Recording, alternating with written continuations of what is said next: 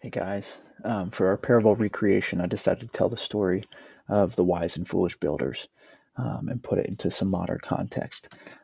So I gave them names. Our friends are James and John. They grew up together. They spent time in college together trying to decide what they wanted their futures to look like. And after they both worked for a few years, they both had the same amount of money saved up and decided, you know what, let's go out and let's build our dream homes. Let's just do it. We got the same amount of money. Let's go.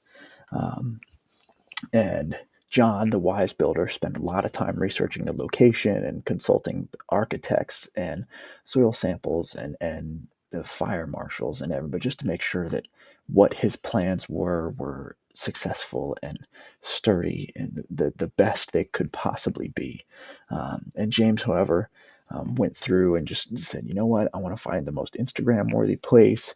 Put me next to a river. Let me find something. I'm not going to consult anybody. I'm just going to find some builder that'll come in and do it.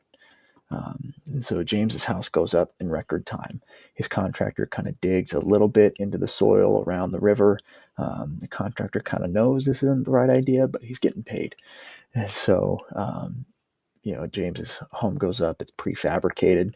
There's no reinforcements at all. James decides I don't want to do any of that. Like modern materials are good enough. I'm okay. There's no need to worry about it. Besides, we're by a river. We're kind of in the mountains. What's the worst that could happen? So his home goes up in a matter of weeks. It's quick. It's easy, and by the time that John's contractors are coming out just to look at where to build, James's house is already done. He's already decorating, and he's kind of making fun of John, saying this is what it looks like, and posting about it on social media. And about 6 months later, John's house is pretty much done. He's finally walking in, doing his final inspections, and James notices that the first month and a half was them digging out and building the foundation, trying to get the right reinforced concrete done, the best rebar for the foundation, the best concrete, doing a double pour in certain spots and reinforcements just to make sure that the foundation was secure.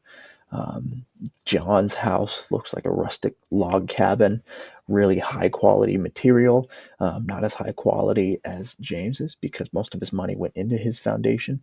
Um, James's house, however, had most of his money spent on the facade and the prefabricated things, something to make it quick and easy. They enjoy their homes for a while. It's nice. It's relaxed. They both host each other. They invite friends over for barbecues and enjoy the time. And James is feeling really proud of himself. Like I'm successful. I built the home. I got to spend more money on the facade and what it looks like from the exterior. And I'm good. There's nothing wrong with that. And John, knowing that he invested time, is just said, you know what? It's just a case. You never know what's going to happen. Um, the first winter of the year, there's a huge blizzard that blows through. The wind is kicking up and it's knocking trees over, um, and the river starts to rise because of all the snow and all the excess water coming in. James says, "Oh no, I don't know what to do. I think my house is okay. Besides, I'm set.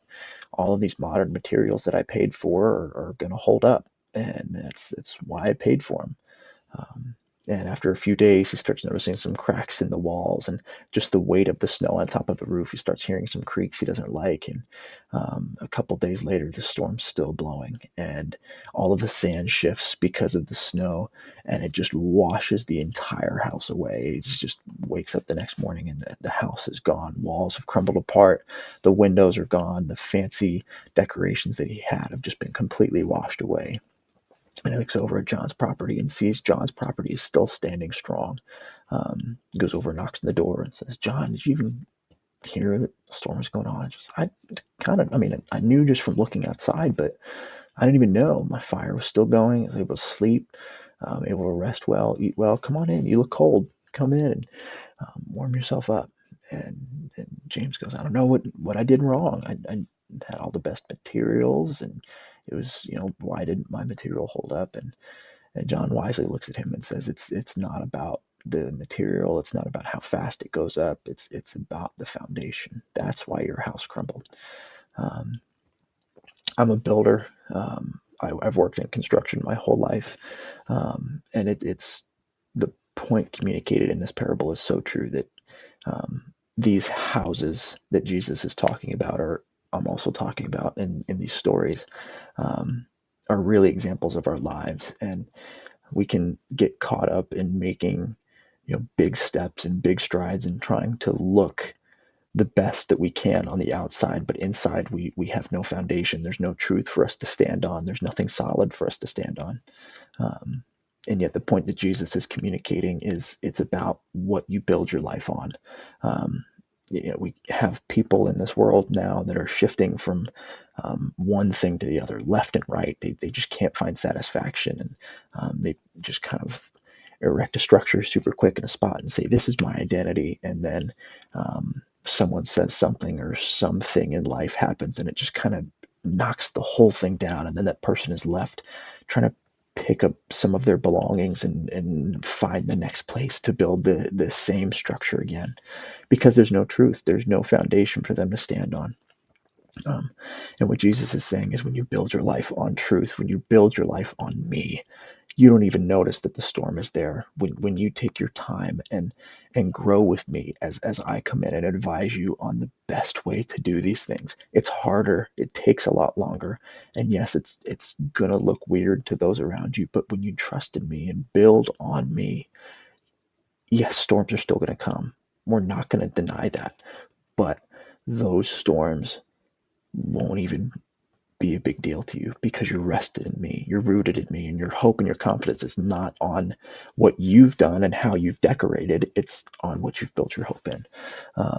So I've loved this parable. I was always fascinated by it as a kid, seeing just how unique it was that in this concept of building things, there's some real world application, but also some really cool spiritual application.